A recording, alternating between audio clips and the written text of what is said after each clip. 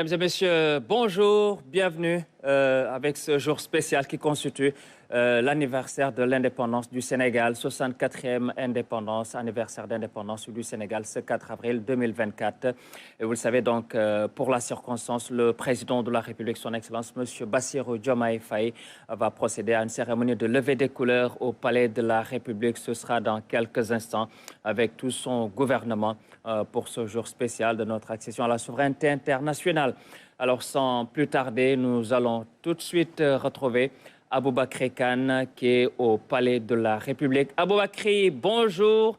Je vous aperçois. Bienvenue et bonne fête d'indépendance. Bonne fête d'indépendance également à tout le peuple sénégalais. Merci, Cheikh Ahmadou Bamba Gueye. Bienvenue au Palais de la République où le décor est déjà campé pour vous faire vivre donc le 64e anniversaire de l'accession du Sénégal à la souveraineté internationale, la première avec le plus jeune président élu de l'histoire politique du Sénégal, en l'occurrence son Excellence Bassirou Diomaye Faye. Avec moi pour vous faire vivre donc ces moments de télévision, Omar Nying. Omar, aujourd'hui est un grand jour, comme Bamba l'a dit, un jour qui consacre l'accession du Sénégal à la souveraineté internationale. La fête de l'indépendance, Aboubakry, bonjour. Bonjour, cher Bamba, et à tous les téléspectateurs de la télévision nationale. C'est un moment extrêmement important, vous l'avez rappelé. Généralement, on avait droit à un défilé sur le boulevard de la nation, grandeur nature, mais cette année, le président de la République nouvellement élu, Bassirou Diomaye Faye, a choisi de célébrer donc cette fête de l'indépendance dans la sobriété. C'est ce qui explique cette cérémonie solennelle de levée des couleurs.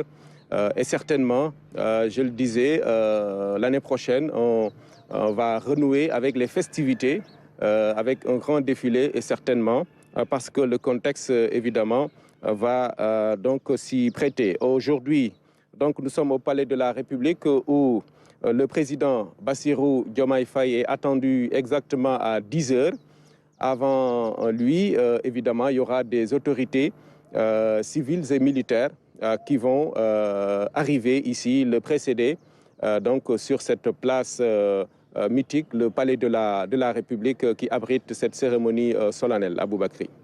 Effectivement, Omar, vous l'avez si bien dit, 2 jours seulement après sa prestation de serment, le président Bassirou Diomaye Faye a opté donc pour une cérémonie solennelle de levée des couleurs à la place du traditionnel défilé civil et militaire à la place de la nation ou encore la prise d'armes à la place de l'indépendance. Il a opté donc pour la levée des couleurs, une cérémonie militaire solennelle qui marque donc le 64e anniversaire de l'accession du Sénégal à la souveraineté internationale. Ce sera donc des grands moments qui vont marquer donc cette cérémonie, la première du président nouvellement élu, et d'importantes autorités sont également attendues ici au Palais de la République, Omar. Oui, effectivement, des autorités civiles et militaires, parce qu'Aboubakry, vous savez, hein, le 4 avril, c'est également la fête des forces armées. C'est pourquoi ils seront présents, ceux qui dirigent ces institutions de notre armée nationale, mais également sont attendus ici les présidents d'institutions, à savoir le président du Conseil économique, social et environnemental, le Haut Conseil des collectivités territoriales, mais également le président de l'Assemblée nationale. Je devais commencer d'ailleurs par lui. Donc il y aura également le Premier ministre. Toutes ces autorités vont donc arriver ici avant le président de la République dont la venue ici au palais est prévue, je le rappelle, à 10 heures précises. Et à ce moment-là, on donc procédera à cette cérémonie symbolique de levée des couleurs. Vous les apercevez, donc la mise en place est déjà terminée. On voit le détachement de la garde présidentielle qui va donc faire les honneurs aux autorités qui seront ici présentes sur le perron, sur le perron d'honneur donc du palais de la République, Aboubakry. Omar ni nga ko waxee noonu la Cheikh Ahmadou Bamba wax na ko sànq tey bés bu màgg la ndax bés boo xam ni la Sénégal day màggal bés bi mu moomee boppam mu di juróom benn fukk ak ñeenteelu anniversaire indépendance su Sénégal ñu nag fii ci makkaanu njiitu réew mi RTS indi fi dispositif bu am solo pour waneleeg askan wi li nga xam ne mooy xew fii ñu ngi xaarandi donc njiitu réew mu bees mi di Bassirou Diomaye Faye ñu ngi koy xaar fii ci bu 10 heures jotee laata muy ñëw nag am na yeneen autorités yoo xam ne ñu ngi leen di xaar ñu ñëw war a mën a fekkee lii di levée des couleurs fii ci palais de la République li ñu leen mën a xamal rek moo di kii nga xam ni mooy le colonel Adama Gueye di gouverneur militaire du palais moom jot na yegg si ba palais donc ñu ngi xaarandi yeneen autorités yi comme ni ko Omar waxee président assemblée nationale président conseil économique social et environnemental waaye itam yeneen autorités yoo xam ne dinañ ñëw fekkee lii nga xam ne mooy levée des couleurs ñu koy amal fii ci makkaanu njiitu réew bi. Voilà, Aboubacry, à l'instant ñu ngi apercevoir ki nga xam ni mooy chef d'état-major particulier du président de la République moom mooy ñëw nii kon ñu koy defal ay honneur ngir rek dalal ko jàmm ci cérémonie bu am solo bi.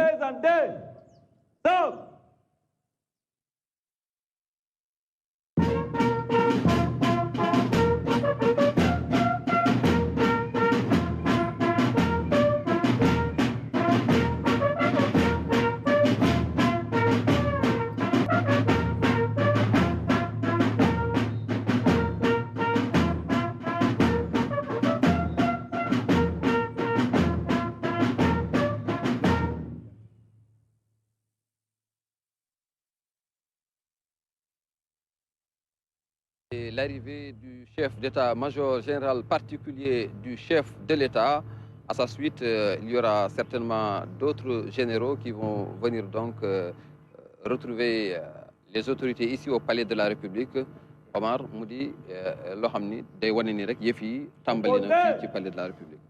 Absolument. Aboubacry di nga gis ñeneen ñu ñëw ndax comme ni ma ko waxee autorités yi nga xam ni ñoom ñoo représenté armée bi ñoom ñooy jiitu président de la République waaye tamit yeneen président d'institution yi wax nga ko léegi chef d'état-major particulier du président de la République moom moo ñëw noonu léegi nag ci programme bi dafa naa kii war a yegsi après moom mooy kii nga xam ni mooy le général de corps d'armée chef d'état-major des armées moom moo war a yegsi wala le grand chancelier dafa naa le grand chancelier dans tous les cas on va l'apercevoir bu yegsee rek kon ñu bàyyi ngeen dund li nga xam ne mooy accueil bi ñu koy réserver donc en principe chef d'état le général grand chancelier moom mooy ñëw bu ci noppee waa may seignan après je pense que si le SEMGA di ñëw ak ki nga xamante ni moo diriger gendarmerie muy le haut commandant de la gendarmerie nationale donc ñoom ñëpp kon dinañu teew fii ci kanam su ko defee ñu ñëw précédé président de la République ak yeneen chef d'institution yi ndax noonu la cérémonie bi daan demee fii bu njiitu réew mi yegsee nag ñuy soog a tàmbali levée des couleurs bi ci 10 heures lañ ko prévoir maa ngi koy fàttali Aboubacry. Effectivement, donc après l'arrivée du chef d'état-major particulier du chef de l'État, il est attendu l'arrivée du grand chancelier, mais également celle du SEMGA, le chef d'état-major général des forces armées, mais aussi, comme vous l'avez dit, le haut commandant de la gendarmerie nationale, directeur de la justice militaire, en l'occurrence le général Moussa Fall. Mais il y aura également les présidents d'institutions, il y aura également le nouveau Premier ministre Ousmane Sonko, qui fera partie des proches collaborateurs du président Bassirou Diomaye Diakhar Faye, qui sont donc attendus ici au Palais de la République. Oui, Aboubacry ni nga ko waxee rek mu nekk lu am solo kon cérémonie boo xam ni ñu fàttali ko mbokk yi fii lañ koy defee ci Palais de la République muy levée des couleurs loolu nag li ko waral mooy président Bassirou Diomaye Faye def ko fas yéene célébrer 4 avril fête de l'indépendance dans la sobriété moo waral kon ñuy def cérémonie de levée des couleurs bi kon Aboubacry beneen assister à l'arrivée des officiers généraux. beneen général mooy ñëw noonu. Monsieur le général d'armée de corps d'armée grand chancelier de l'ordre national du Lion. Grand chancelier comme ni ñu ko waxee. Monsieur le général de corps d'armée chef d'état-major des armées. De monsieur le général de corps d'armée haut commandant de la gendarmerie nationale et directeur de la justice militaire. dafa naa ñuy ñëw. Arrivée groupée des officiers généraux.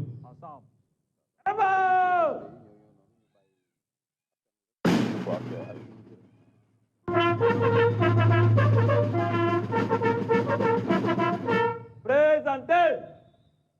Stop.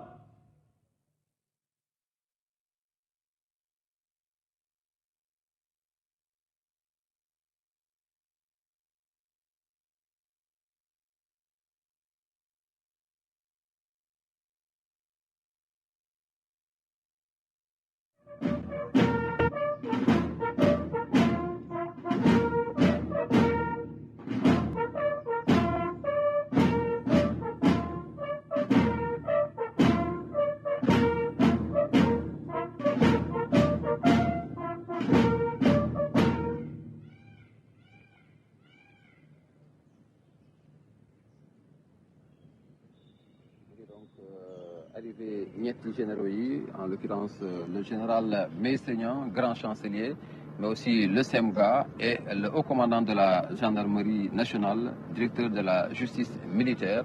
Omar ñaari fan rek donc ginnaaw bi nga xamante ne njiitu réew mu bees mi di Bassirou Diomaye Faye waat na di prestation de serment mu opté donc pour amal lii nga xam ni moo di levée des couleurs fii ci palais de la République wuute ak li ñu daan gis mu di 4 avril bu ànd ak défilé militaire et civil fële ci place de la nation wala sax prise d'armes ci place de l'indépendance moom nag ñaari fan ginnaaw bi mu toogee rek mu opté donc pour amal fii ci makkaanu njiitu réew mi li nga xam ni mooy levée des couleurs ngir màggal donc li nga xam ni mooy 64e anniversaire indépendance suñu réew di Sénégal. voilà juróom benn fukki yoon ak ñeent muy 64e anniversaire de l'indépendance du Sénégal gannaaw nag ba officiers généraux yooyu ñëwee maanaam SEMGA au commandant de la gendarmerie ak ki nga xamante ni moom moo di chancelier le général Niang dañu opté donc gis nga Aboubacry pour des arrivées groupées donc ci loolu sax mën naa wax ni ñii ñuy xaar après officiers généraux yooyu mooy ñaari ministre yi nga xamante ni ñoo tënk wala boog ñoo jiite kaaraange réew mi muy le ministre des forces armées ak le ministre de l'intérieur donc ñoom ñaar ñooy ñëwandoo suñu sukkandikoo ci programme bi dañ leen di boole ñoom ñaar ñu ànd ñëw donc ni ñu ko gisee ci officiers généraux yi nga xamante ni ñoom ñoo leen jiitu en tout cas mu nekk ñaari ministre Mokhtar Cissé Mouhamadou Mokhtar Cissé ak ki nga xamante ni mooy Oumar Youm en principe normalement ñoom ñooy ànd ñëw fii ci palais de la République Aboubacry. Effectivement, après donc l'arrivée des généraux, il est attendu, comme vous l'avez dit, celle du ministre de l'Intérieur, Mouhamadou Mokhtar Cissé, en compagnie du ministre des Forces armées, Maître Oumar Youm, qui ne vont pas tarder donc à faire leur entrée ici au palais de la République. Et après eux, on aura également l'arrivée des présidents d'institutions. Voilà, voilà.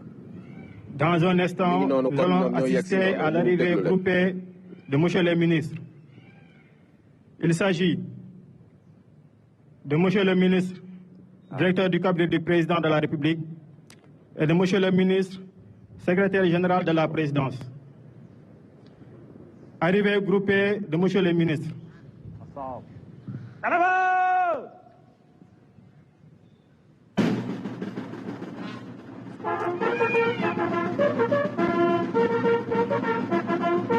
Présentez.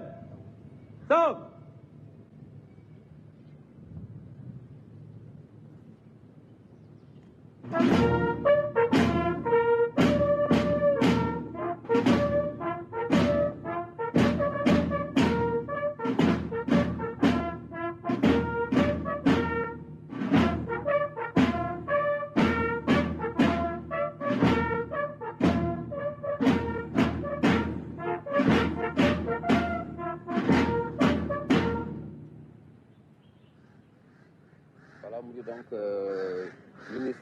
de l'Intérieur Mouhamadou Makhtar Cissé mi denk bir réew mi mu ñëw nag ànd ak Omar ñaari collaborateur yu yees yi nga xam ni bokk na ci ñi ñi njëkk tabb ci régime son excellence Bassirou Diomaye Faye mu di Mary Teuw Niane directeur de cabinet du président de la République mais également Oumar Samba Ba secrétaire général de la présidence de la République.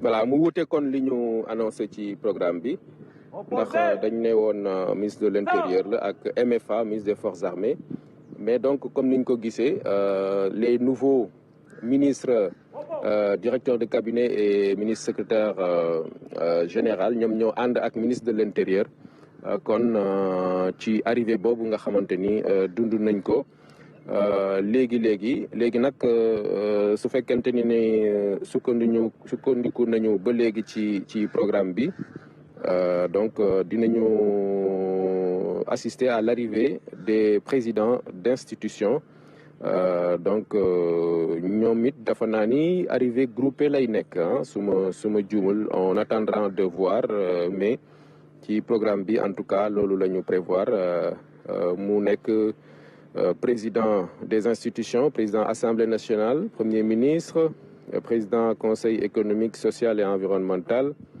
présidente au conseil des collectivités territoriales en principe ñoom ñoo ci war a topp bu ñu yegsee nag ñoom si la njiitu réew mi président Bassirou Diomaye Faye di yegsi 10 heures en principe ngir rek ñu tàmbali cérémonie bi.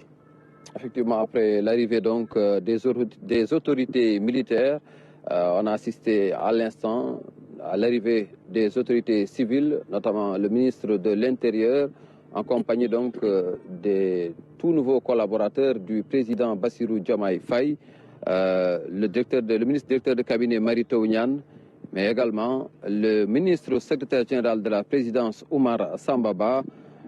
Il s'en suivra donc l'arrivée des présidents d'institutions, comme vous l'avez annoncé.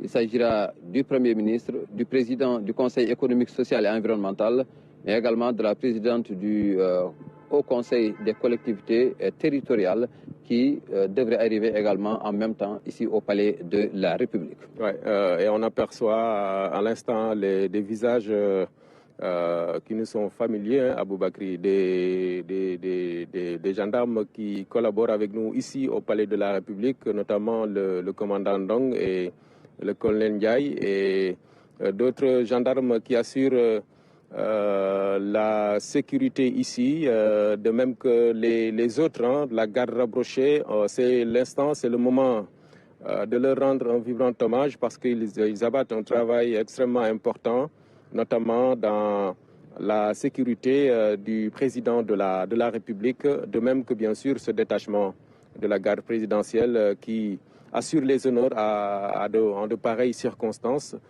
Donc c'est le moment, puisque c'est la fête des forces armées aussi, c'est l'occasion pour nous de leur souhaiter une excellente fête aujourd'hui, 4 avril, Aboubakri.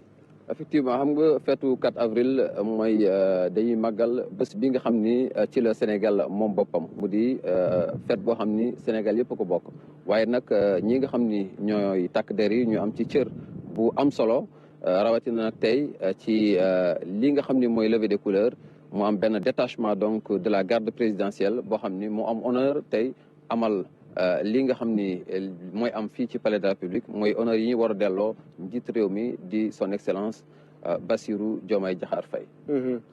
Voilà le général Moussa Fall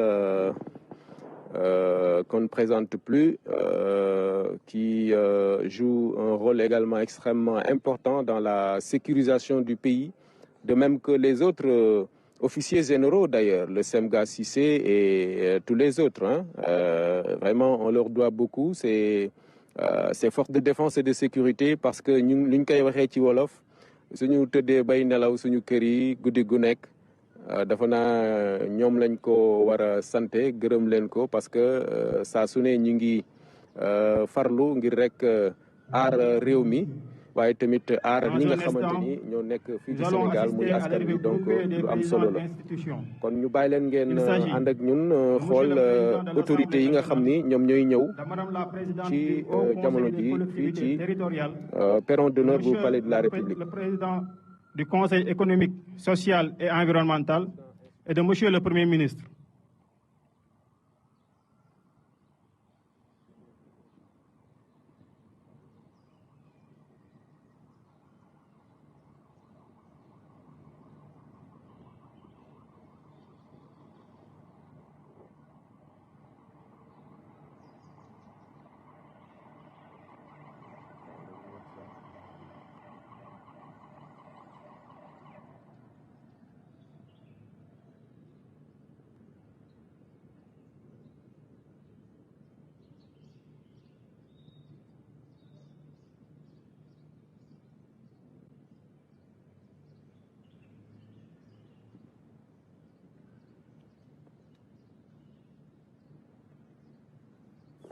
ki nga xam ni mooy maître de cérémonie bi mu ngi doon donc annoncé arrivée premier ministre mu war a ànd ak présidente conseil au conseil des collectivités territoriales ak ki nga xam ni mooy président conseil économique social et environnemental. voilà muy institution yi nga xam ni ñoom ñoo ngànk réew mi ginnaaw président de la république nga xam ni moom moo jiitu ci institution yooyu la. kon ñeneen ñi topp ci moom muy président assemblée nationale ak conseil des collectivités territoriales président conseil économique social et environnemental ñooñu kon di institution yu am solo maître de cérémonie bi annoncé na dafa na premier ministre ak président conseil économique social et environnemental donc su fekkee jàppandi na dafa naa dinañ leen gis ñu yagsi fii ci palais de la république balaa président de la république Bassirou Diomaye Faye di yagsi ndax noonu lañ ko tëralee ci doxalinu cérémonie bi muy lu am solo Aboubacry ñi ngi doon waxtaan ci rôle bu am solo bi nga xam ni force de défense et de sécurité yi ñu ngi koy joué ci suñu réew muy loo xam ni baax na ñu koy fàttali waaye tamit di leen ci sant di leen gërëm ci seen taxawaay. di fàttali également que thème ren bi d'ailleurs ci loolu la jëm mu di le rôle des forces armées dans la cohésion nationale te démb njiitu réew mi ci discours bi nga xam ni mooy discours bi mu njëkk amal fàttali na ko mooy li muy woote mooy jàmm li muy woote mooy Sénégal ànd doon benn ñu ànd juboo donc daal di doxal. te li muy mandargal rek instant bi nii mooy que ni état continuité la ndax président d'institution yi nga xam ni tudd nañ leen sànq ci régime président Macky Sall lañ leen fale woon tey ñu war a mën a ñëw teewee lii nga xam ni mooy première donc levée des couleurs bu njiitu réew bu bees di Bassirou Diomaye Faye li ñu wax rek les hommes passent les institutions demeurent mu di lu am solo également ci taarixu Sénégal. waaw noonu la état tëddee ba tax kon loolu sax moo waral gis nga gis teewaayu. Mesdames et messieurs, arrivée des présidents d'institutions.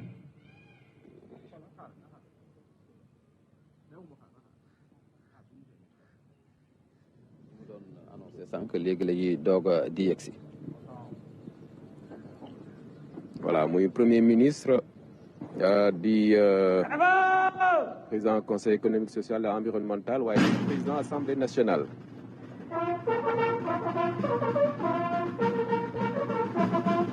Présentez. Stop.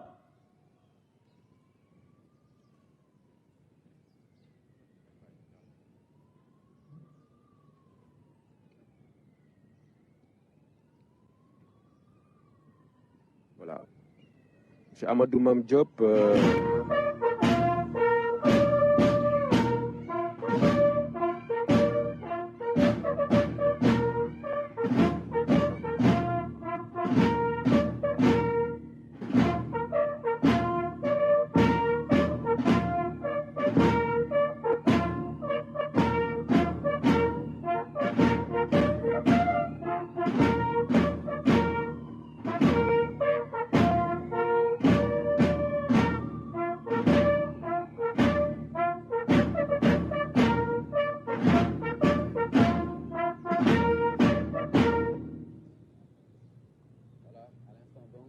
sur fond de la musique des forces armées, vous vivez avec nous l'arrivée du tout nouveau Premier ministre, en l'occurrence Ousmane Sonko, accompagné du président de l'Assemblée nationale Amadou Mame Diop, mais également du président du Conseil économique, social et environnemental Abdoulaye Daouda Diallo.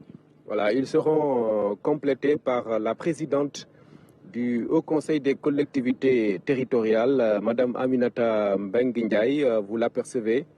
Elle est passée de l'autre côté, donc pour dans un instant, en place nous allons assister aux côtés des autres institutions. À la revue de son Excellence, M. Bassirou Diomaye Diakhar Faye, président de la République.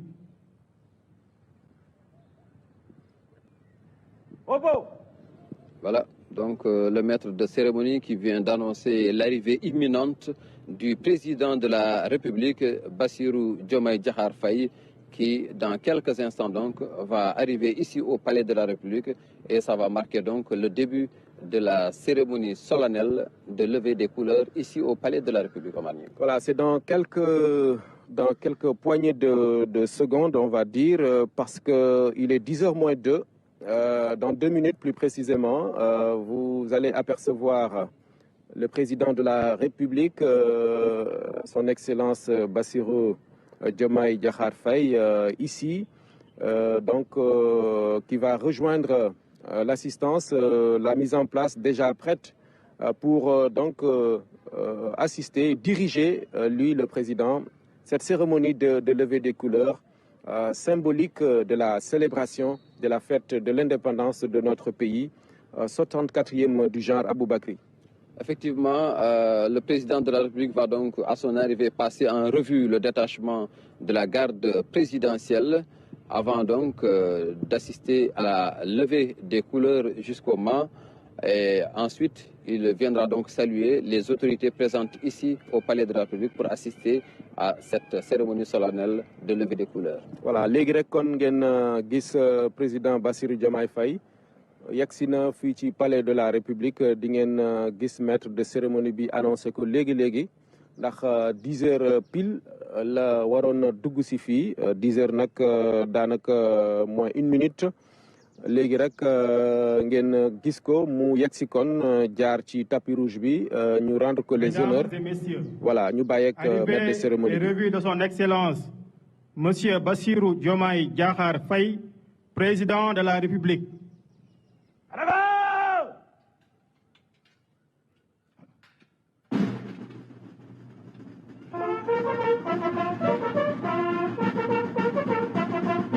Présentez.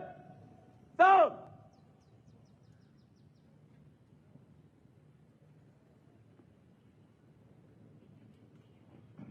Voilà, le chef de l'État habillé en tenue traditionnelle, une tenue assez symbolique, parce que c'est la fête de l'indépendance.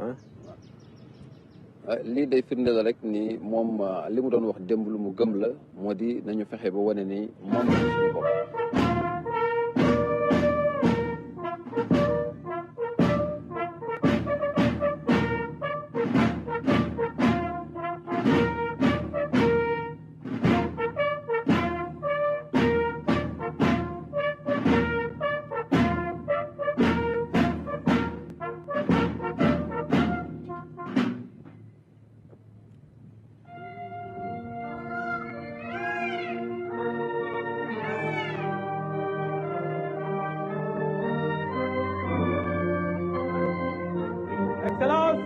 Monsieur le Président de la République, les honneurs vous sont rendus par un détachement de l'escadron spécial de la garde présidentielle commandé par le lieutenant John Michel Ndiaye. À vos autres, Monsieur le Président de la République.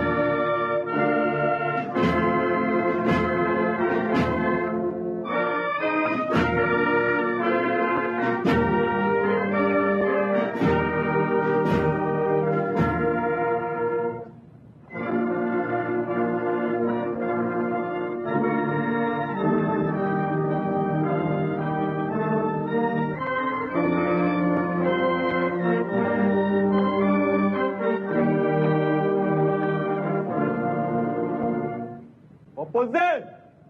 Stop.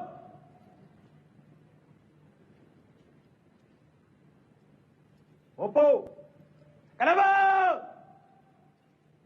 Moment bu solennel yëkkati drapeau.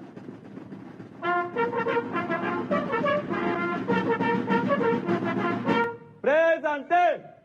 Stop.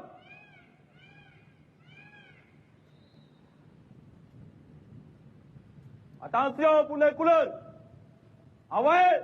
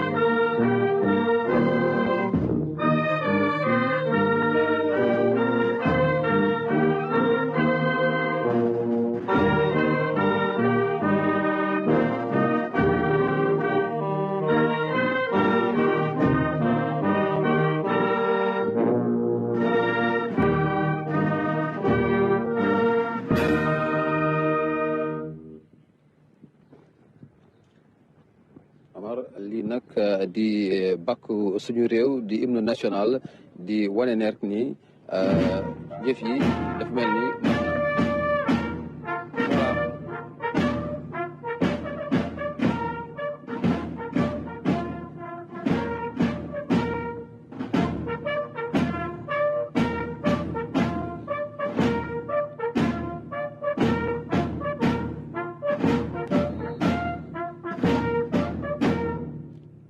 voilà, c'est donc la levée des couleurs qui consacre la célébration du 64e anniversaire de notre accession à l'indépendance, marquée donc par une levée des couleurs. Le président Bassirou Diomaye Diakhar Faye qui est arrivé à 10 heures, qui a passé donc en revue le détachement de l'escadron spécial donc de la garde présidentielle, avant de saluer les autorités civiles, mais aussi les autorités militaires, notamment les présidents d'institutions ici présent pour assister avec lui à la levée des couleurs. Omar mu di rek li nga xam ni moom lañ doon xaarandi mu mel ni yëf yi nag mot na. voilà cérémonie bi kon mi ngi noonu Aboubacry ni nga ko waxee rek gannaaw ba mu yegsee fii ci palais de la République moom président Bassirou Diomaye Faye fekk fi autorité yi nga xam ni ñoo jiite l'armée bi waaye tamit autorité yi jiite institution bi ñoom ñëpp ñu ànd kon ñu defal ko revue des troupes. ay honneur ginnaaw gi kon ñu yëkkati drapeau bi loolu kon mooy cérémonie symbolique bi nga xam ni moom la ñu doon amal ngir rek célébrer fête de l'indépendance bu Sénégal ren ni mu ko gisee wala boog ni mu ko dogalee moom président Bassirou Diomaye Faye léegi nag gannaaw ba ñu defee cérémonie bi day ànd ak kilifa yooyule fii ci palais de la République ci biir palais bi ngir rek saafonteeg ñoom un grand moment de communion après donc cette cérémonie solennelle de levée des couleurs qui donc marquait la célébration de l'indépendance de l'anniversaire de l'indépendance de la République du Sénégal. C'était donc un moment assez symbolique, Aboubacry, que nous avons eu le plaisir de vous faire vivre. Chers téléspectateurs, donc Abou ma bàyyi la rek nga dellu fële Triangle Sud ak Cheikh Ahmadou Bamba Gueye. voilà ni ko Omar waxee rek Cheikh Ahmadou Bamba Gueye lii la ñu mënoon a jàppandi ci li nga xam ni moo xew tey fii ci makkaanu njiitu réew mi mu di levée des couleurs bi nga xam ni day sargal di màggal bés bi nga xam ni ci la Sénégal moom boppam ñu toll ci 64e anniversaire njiitu réew mi président Bassirou Diomaye Diakhar Faye jiite ko bi mu paree nag mu daal di retiré wu ànd ak autorités yi nga xam ni ñoo fekkee cérémonie bi lii la ñu mën a jàppandi ci li fi xewoon tey ci makkaanu njiitu réew mi di présidence de la République.